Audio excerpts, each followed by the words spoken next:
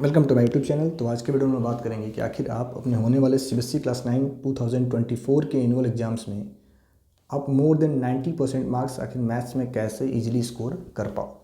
तो आज के वीडियो में आज आपको इसी के बारे में बताया जाएगा कि आपको क्या कुछ करना है। ठीक है, तो देखो, सबसे पहले तो आपको करना क्या है, आप एक चाहो तो पहले तो एक आप पेन कॉपी पेंसिल जो भी है उसको ले लो, और या फिर इस जो चीज़ आपको यहाँ बताया जा रहा है आप उसका स्क्रीनशॉट लेके कहीं पे इसको नोट डाउन कर लें। क्योंकि अगर आपने जो मैंने बताया इनको फॉलो कर लिया तो आप 100% अपने क्लास 9 मैथमेटिक्स में आप more than 90% marks easily score कर पाओगे। तो व्हाट टू डू, सबसे पहले आपको करना क्या है। लेकिन वीडियो में आगे बढ़ने से पहले मैं आप सभी को बताना चाहूँगा कि हमारे इस चैनल पे एनसीईआरटी के सभी चैप्टर्स के मैथमेटिक्स के इंपॉर्टेंट क्वेश्चंस मार्क कराए गए हैं, जिनको अगर आपने सॉल्व कर लिया तो आप 100% अपने एनुअल एग्जाम्स में काफ़ी अच्छा मार्क्स आप स्कोर कर रहे होगे। देन आपको साइंस के भी इंपॉर्टेंट क्वेश्चंस मार्क कराए गए हैं, जिनका लिंक वीडियो का डिस्क्रिप्शन में दिया गया है, आप जाकर उनको एक बार जरूर देखें। तो पहले करना क्या है आपको, सबसे पहले तो आप जो कुछ भी पढ़ रहे हो सबसे पहले उसका आप एक वन शॉट लेक्चर देखो। ठीक है, वन शॉट लेक्चर किसी का भी हो सकता है। बहुत जल्द हमारे इस चैनल पे भी आपको क्लास 9 मैथ्स के सभी चैप्टर्स का वन शॉट लेक्चर प्रोवाइड कर दिया जाएगा।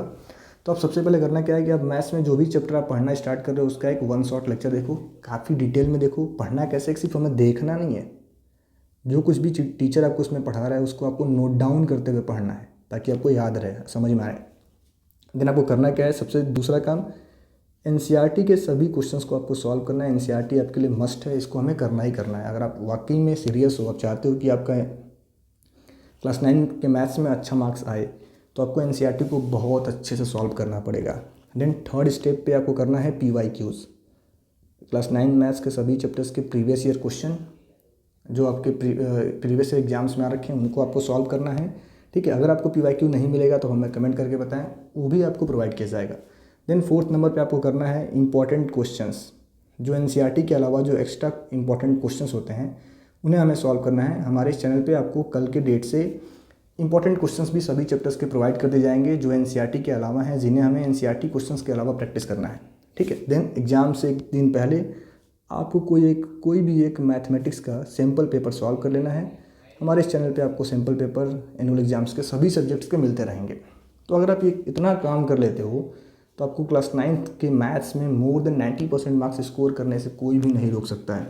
और ये सिर्फ मैं कह रहा हूँ सिर्फ मैथ्स में नहीं करना हमें, आप इसको इस टेक्निक को आप चाहो तो साइंस, सोशल साइंस, जिसमें भी आप इसको ट्राई करोगे तो आपको अपने सब्जेक्ट्स में मोर देन 90% मार्क्स स्कोर करने से कोई नहीं रोक सकता। और अगर आप मैथ्स, साइंस, सोशल साइंस में 90% स्कोर करते हो तो फाइनल में आपका रिजल्ट भी 90% ही होगा। आप एनुअल एग्जाम में भी 90% मार्क्स बहुत ईजिली स्कोर कर पा रहे होंगे। तो आपको फॉलो क्या करना है, एनसीईआरटी, पीवाईक्यूज़ एंड जो एक्स्ट्रा इंपॉर्टेंट क्वेश्चंस हैं जो कि एनसीईआरटी के अलावा हैं, जो आपको मेरे द्वारा बहुत जल्द प्रोवाइड कर दिया जाएगा, उसको फॉलो करना है। अगर आपको कहीं और से मिल जाए तो बहुत अच्छी बात है, नहीं मिल रहा है तो मैं बहुत जल्द सभी चैप्टर्स का इंपॉर्टेंट क्वेश्चंस आपको बता दूंगा, जिसकी वीडियोस बहुत जल्द आ जाएंगी, उनको आप जाकर देखें।